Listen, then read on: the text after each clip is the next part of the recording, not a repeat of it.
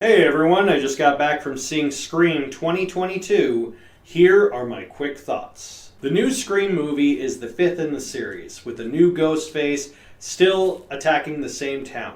But this time, there is a new hero named Sam, who has a deeper connection to the original killings. Now it's up to our new and old heroes to figure out why this killer is after Sam and try to connect it to a new horror outline known as requels. I make no qualms that I'm a big fan of the Scream franchise. I love the series of movies, and I also love the TV series, with the exception of season 3. I went in really curious, as I always do with these movies, and honestly, there was a lot of things I didn't expect to see.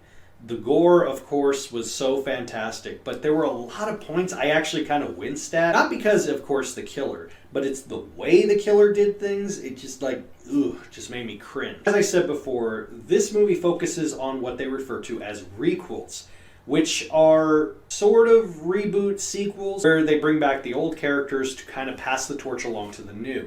Think new Halloween franchise as an example. And I like that they went this direction because a lot of horror fans do have a habit of clinging too tightly to nostalgia and being unable to allow reboots because we've been burned so many times in the past. So to kind of tackle that sort of subject in a way that didn't really feel forced was actually pretty cool. They also briefly touch on what they refer to as elevated horror, so Babadook, The Witch, things that are more psychological and emotionally related that you have to kind of connect to. So I did like the little sleight of hand that they were kind of poking fun at those kind of horror movies, because those aren't for everyone. I prefer to call them art house horror, but elevated horror kind of sounds. I simultaneously was shocked and wasn't shocked that Kevin Williamson didn't really have anything to do with this movie. This is the first movie of the Scream franchise that had absolutely no involvement of Wes Craven, as of course he passed away many years ago. And horror fans like myself didn't really see how the franchise could really keep going without him. The last project he worked on was the second season of the Scream TV series. So I still felt that in the Scream movies and the Scream TV series, when it had the stamp of approval by Wes Craven, it felt like, Scream. That's kind of why season 3 fell apart. And there was a lot of pluses that I really enjoyed in this movie. I did honestly think it fit the narrative of the Scream franchise in an actually really cohesive way. One of the big pluses I did like about this movie, and it's one of my major criticisms of Scream 4. Scream 4 has been my favorite of the franchise with the exception of the first. But one of the major issues I had with Scream 4, all of the characters were just so bland. Like, I really only cared about maybe one character in the whole group, but this cast actually did care about 2 or 3 characters in their little cast, and that's why it kind of meant it heart-wrenching when you would see what some of the things that would happen to them. I also like the connection between the past and the present of the Scream franchise to allow older fans and newer fans to kind of have this deeper appreciation of watching all of them, or for newer fans to just kind of go in blind and slowly work themselves to work backwards. Now here comes the downside.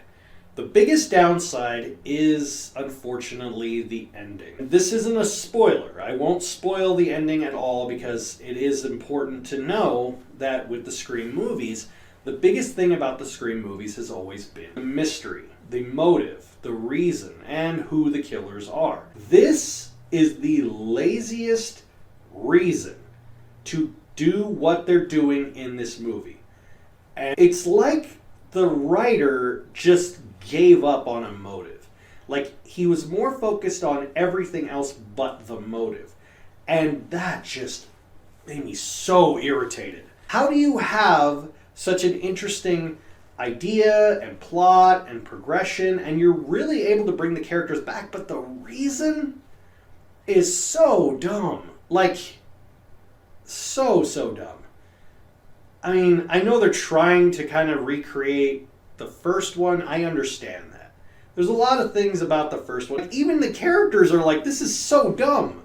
So, I can't give anything away. I do recommend seeing it. Don't get me wrong. despite the motivation and despite the twist at the end, it is a really great, solid movie in the Scream franchise. None of them are ever going to be as bad as Part 3, because this one is lazy. Part 3 is just bad and makes zero sense. Huge difference. So if you go in watching Part 1, Part 4, and then this one, which is what I did, you kind of are like, am I getting deja vu? The kills and the gore do make up for a lot of the faults of the movie. So I will give it praise where it's due. I give Scream 2022 3 out of 5. Have you seen Scream 2022? Let me know in the comments down below. You know what to do. See you next time.